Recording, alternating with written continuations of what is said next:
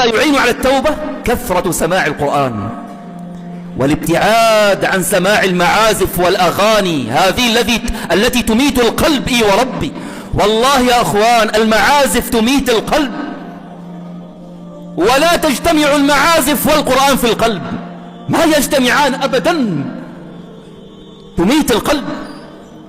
مما يعين على التوبة وعلى إصلاح القلب كثرة سماع المواعظ والخطب والدروس التي تتكلم عن الآخرة، عن القبر والبرزخ ويوم القيامة وهكذا. مما يعين على ذلك أيضا كثرة الذكر. الذكر يجلو القلب، ينظف القلب، يطهر القلب، يرفع العبد.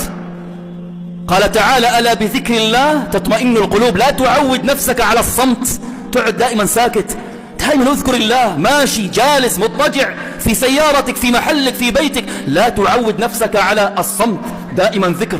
الله يرفعك، أعظم عبادة الذكر. أطل السجود بين يدي الله، والله له لذة خاصة في الليل. إن ناشئة الليل هي أشد وطئا وأقوم قيلا.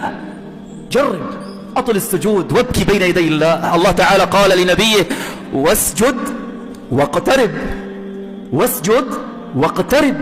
والله له لذة عظيمة.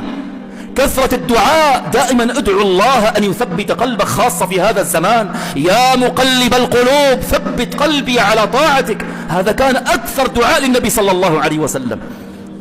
مما يعين أيضا، وهذا من أعظم الوسائل، الصحبة الصالحة والابتعاد عن رفقاء السوء. الصحبة الصالحة الذين بهم صلاح الدين والدنيا.